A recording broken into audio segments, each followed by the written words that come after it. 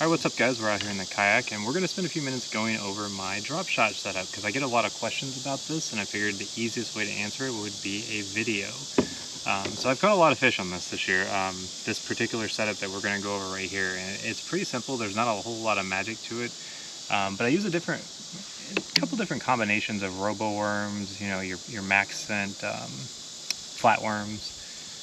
But this is my favorite right here. This is the robo worm fat.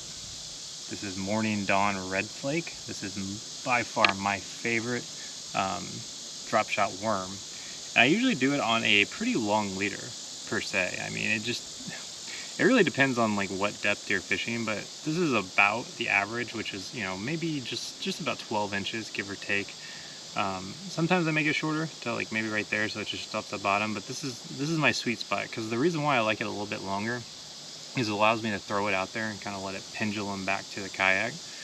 Especially, you know, when we're using the live scope, we can kind of pinpoint where they're at, throw it out there, let it pendulum down, and I mean, if they're near the bottom, a lot of times they'll follow it, you know, they'll come up for it.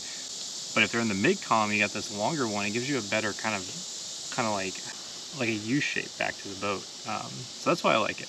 I run this on a Orochi whip snake. I have caught more fish on this Orochi whip snake than any rod I've ever owned. It's good at Sinkos, it's good at Ned, it's good at, you know, any finesse type stuff. It is a little bit on the softer side though. So if you're used to those like really heavy duty Dropshot rods, this is not it. This is more of a middle of the road Dropshot rod. I run that with 15-pound P-line in yellow. And the reason why I like P-line in yellow is I am a line watcher. I've been a line watcher a long time, and that's because the lake I grew up fishing the most is a super clear lake, and they would be insanely finicky. So I used to run really long leaders on my finesse setup, and then I would run this yellow line so that I could see when I would get, you know, like a little nip on the line. Anyway, like I was saying, is I'm a line watcher with 15-pound P-line in yellow. That's my sweet spot. I don't usually go to 20. I don't usually go to 10.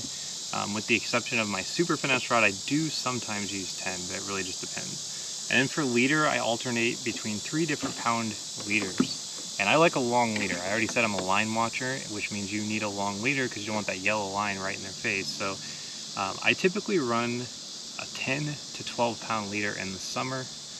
And the reason behind that is in the summer, things are a little bit more, you know, you're fishing around muck, you're fishing around weeds, the fish in general are just more powerful. I like a slightly longer leader in those scenarios with like a 12 to 10 pound test.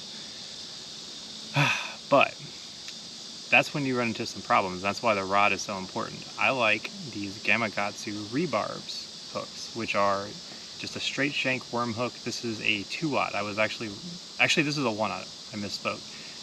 I like a 1-aught or a 2-aught. Sometimes in the winter, if I'm for whatever reason Texas rigging, which I rarely do, usually in the colder months I do nose hook. But I like a Texas rig 1 or 2-aught with that 10 to 12 pound leader. I think that does really well on those Gamakatsu robo worm rebarb hooks because it holds it on there really well. I mean, this hook was literally designed for robo worms, so if you've used them, you know exactly what I'm talking about. And like I said, you know, I've got your tungsten. This is another point of contention. I like kind of a middle of the road tungsten. I don't usually go above maybe like, I don't know, 3/8 of an ounce. That's kind of like the sweet spot. It really just depends. I mean, if you're fishing super shallow, I usually don't go insanely heavy, but that's where I'm at on this. As far as colors go, it really is up to you. I like Morning Dawn, I like Oxblood, I like Margarita Mutilator. If I'm fishing more aggressively with Dropshot, which believe it or not is pretty common, gotta move this out of the way.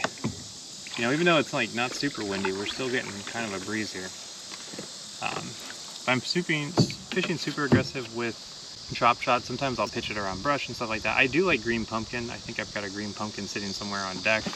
I also like this color here, which is the Margarita Mutilator. Now this is slightly different.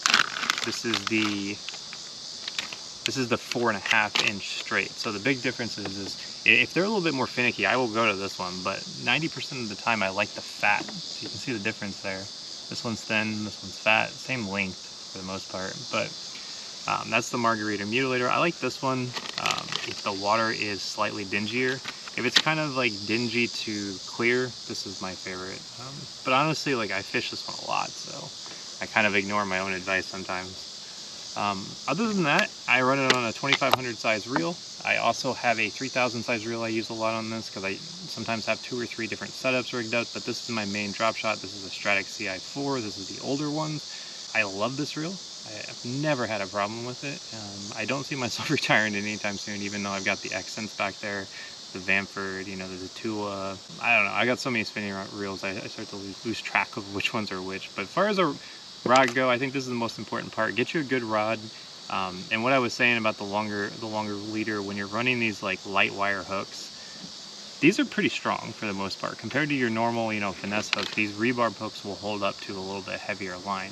That being said, that's where the good rod comes in, because you are running braid. So braid doesn't stretch as much as, you know, as your fluoro or even your mono. Mono stretches a lot. Fluoro stretches a little, but not as much. But a good rod will keep this from getting ripped out. Very, very rarely.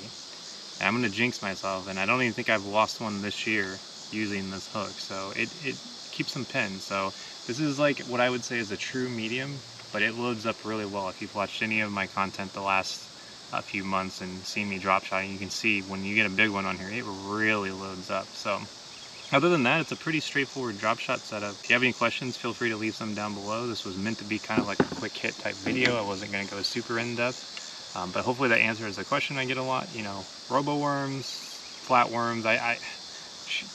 Another one I really like is the shiver shot. That's what it's called. I like that one for drop shotting, but then I like the easy shiner, which is Kitech. I like that for nose hooking in the winter. So as far as summer drop shot goes, I don't think you can get a better setup than this. Try it out. You'll catch a lot of fish and you'll catch big ones, but you'll also catch a lot of small ones. But like I said, like big ones are there. You just gotta be persistent. So hopefully that was helpful. I'll see you guys next time.